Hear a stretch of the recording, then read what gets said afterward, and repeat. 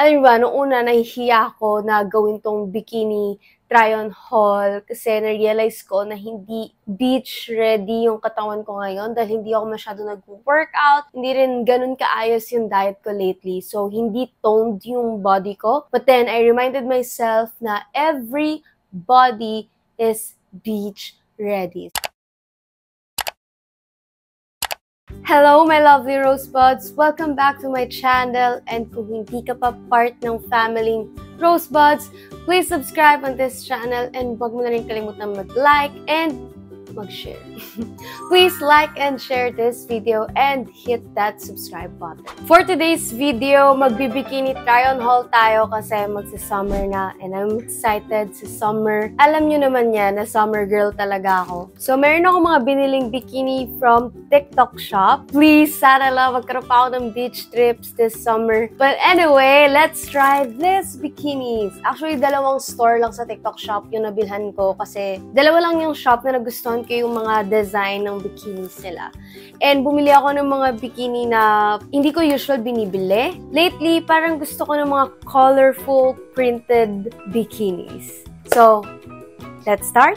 First shop, try natin to from AM Clothing. Tatlo yung nabili ko sa kanila and lahat to printed.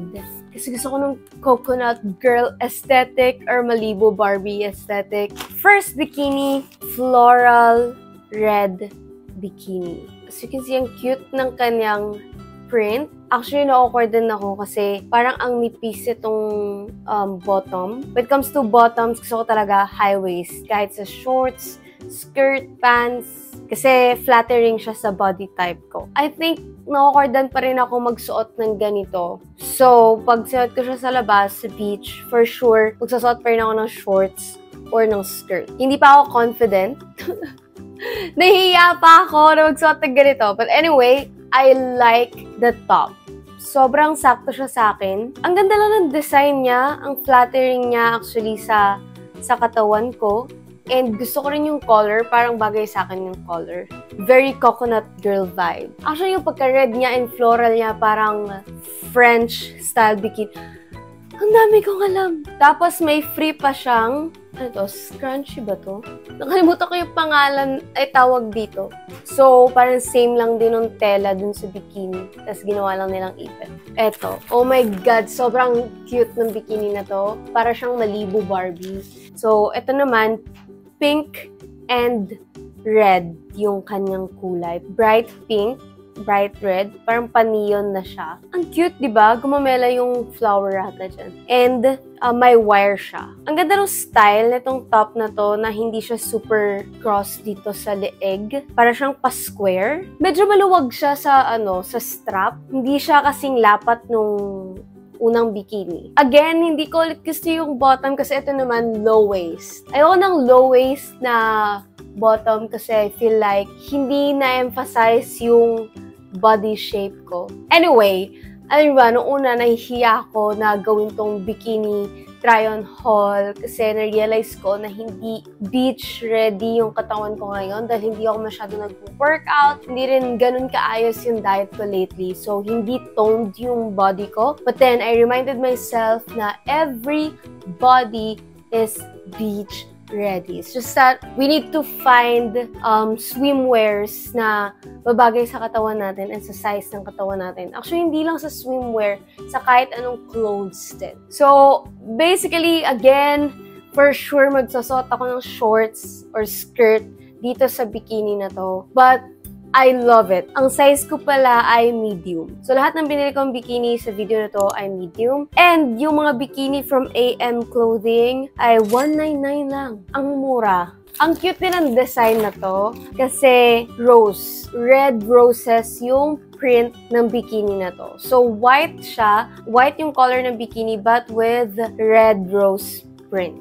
So, red din yung strap niya. Yung design nitong top, sobrang gusto ko rin actually yung parang square siya sa chest. medyo naiirita ako sa leeg, sa batok, kapag ganito yung style ng swimsuit.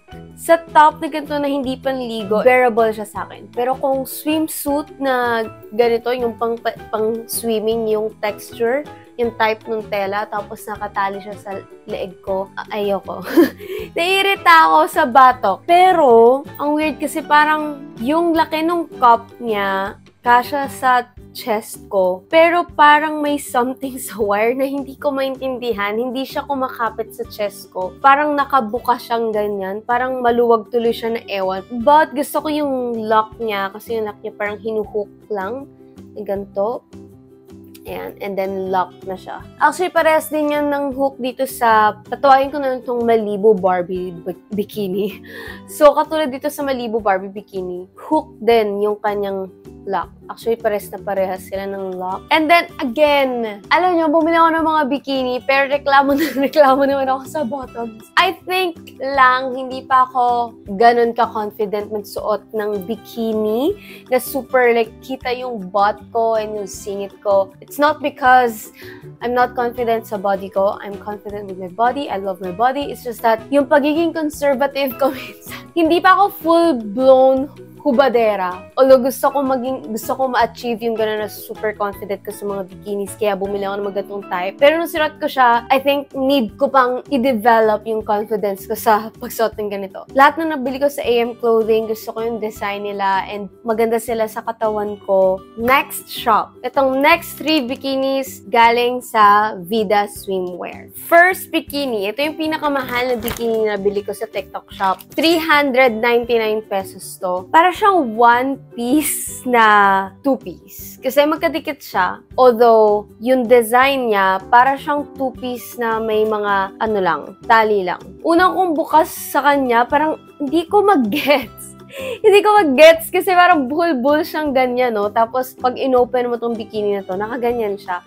Tapos yung pala, i-cross siyang ganito. Ayan. Tapos may tali siya na naka-cross sa body. It's cute. Parang ngayon lang ako nakita ng ganitong swimsuit. Or ngayon lang ako nag-try. Anyway, I love the color. Feeling ko kasi lately, bagay pala sa akin ang orange na color. Bagay sa skin tone ko. But, I feel like hindi ko masyadong gusto yung kanyang design na plaid. Hindi bagay sa akin ng gantong design ng bikini itong plaid. Kasi parang naiiba niya yung body shape ko. Nagiging square yung body shape ko. Parang lumalapad yung waist ko. Struggle yung pagsuot nito, but cute naman siya. Pero ang weird lang kasi medium din to. Pero mas maliit yung size niya kesa dun sa previous bikini sa bili ko. So parang hirap huminga na feeling ko kapag kumain ako, hindi na ako makakahinga sa bikini na to. Next, ito naman. Ito yung pinaka-simpleng bikini binili ko dito. Ay, sorry. I still love brown and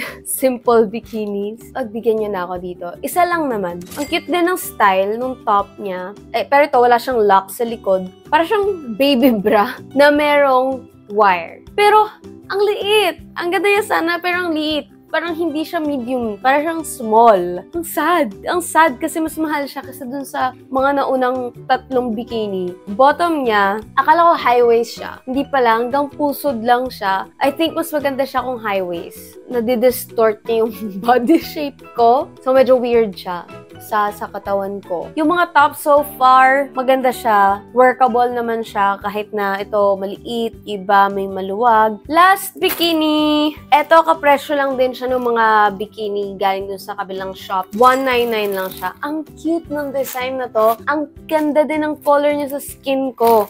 Na-realize ko lang na mga bright colors, mga bright, warm colors yung bagay sa akin. Orange siya, pero parang nag-yellow siya. Parang siyang yellow-orange. Hindi ko lang kung nakikita nyo, pero parang glowing yung skin ko dito. And ang ganda rin ng design niya sa body ko. And sobrang cute ng top niya, na may ruffles pa siya dito na tube. Pero sobrang sikip niya din.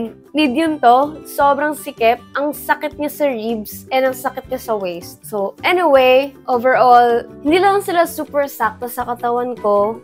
Pero, cute naman yung design nila. And so far, grabe, in love talaga ako dito sa printed bikinis. Itong colorful printed bikinis. Obsessed ako ngayon sa coconut girl aesthetic. So, yung mga colorful printed bikinis, I love it so much. Sana masuot ko sila sa mga beach trips ko. Sana magkaroon pa ako ng beach trips. Again, any body size, any body type, pwede po tayong magbikini. Pwede nating i-flaunt yung mga body natin. That's it! I hope magkaroon din kayo ng magandang summer and magkaroon din kayo ng mga beach trips. Or kung hindi man, maging masaya ang bakasyon nyo kung nag-aaral pa kayo. If you like this video, please give me a thumbs up. And if you have any suggestion, question, recommendation, requests, or whatsoever, let's talk sa comment section. And don't forget to subscribe to my channel for more videos. I'll see you next time. Bye!